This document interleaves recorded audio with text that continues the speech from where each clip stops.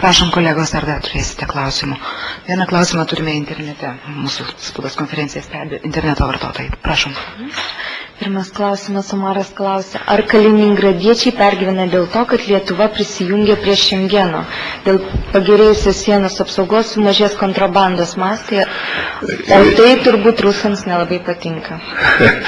Na, kaliningradiečiai, žinoma, norėtų, aiškus dalykas, kad aplamai nebūtų sienos, kad lengvas būtų judėjimas ir taip toliau, bet jie priima Šengeną kaip normalią situaciją, čia jau niekas to nekritikuoja, bet iš tiesų yra problema viena. Ir viena yra problema sienos pralaidumas.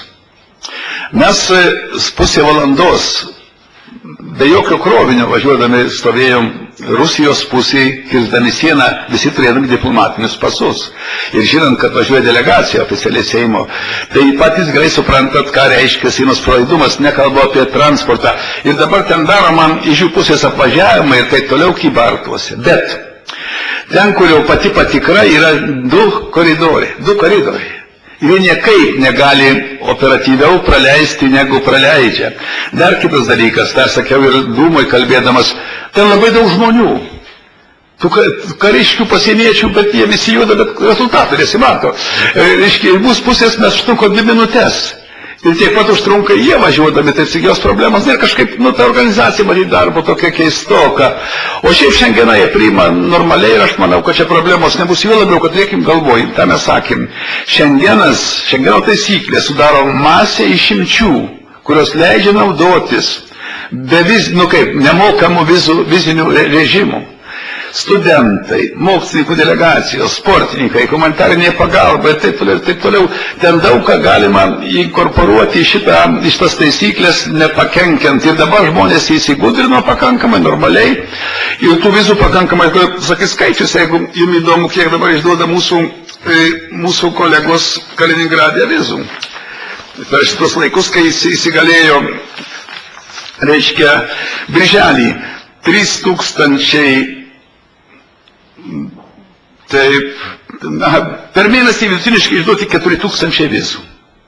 Tai pakankamai normaliai, tai yra 40% mažiau negu anksčiau, kai gaudavo visi, nemokamas, dabar tiek pat, bet turint galvoj, kad daug vizų važiuoja, taip sakyti, žmonių tuo suprastintų režimu, kuris nepasikeitęs traukiniais, ir tai situacija labai normali, dėl to nieks nenermuoja, taip sakyti, dabar tvarka, taip sakyti, ten, be kitako naujas pastas, konsulatas atsirado dabar, šiuolaikiškai visiškai sutvarkyta visa sistema, langeliai per 3 dienas, maždaug 4 dienas gauna žmonės vizą. Ateina iš karto, žino, paskui jam valandą, pridavė dokumentus, ateina tą dieną, tą valandą jis pasiima visą. Žodžiu, Europos komisija kelis kartus tikrino ir pripažino, kad viskas atitinka europinius Šengeno reikalavimus, keliamus standartus. Taip, kad viskas dabar ten lyg ir neblogai. Ir dėl to problemos jokios nėra.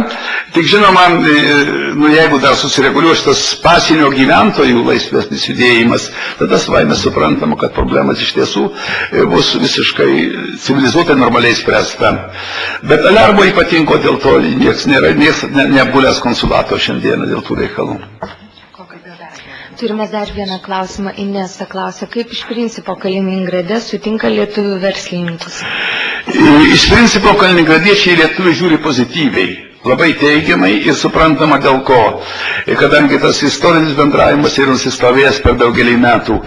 Verslininkus tai sutinka taip pat tvarkingai, bet aš dar kartą kartoju, kad konkurenciniai dalykai ir tuo pačiu matyti teisinių institutų tam tikras neveiklumas, pakankamo saugumo dėja, kaip rodo praktika, garantuoti negali ir tai atbaido mūsų verslininkų šiuo metu, bet jeigu reikalai pasireguliuos, aš noriu iš to tikėti, kadangi Kaliningradas to labai suinteresuotas, tai manykim, kad vėl dalykai sustos į vietas. Bet masiško bėgimo, traukimos lietuviško kapitalo iš Kaliningrado šiandien nėra.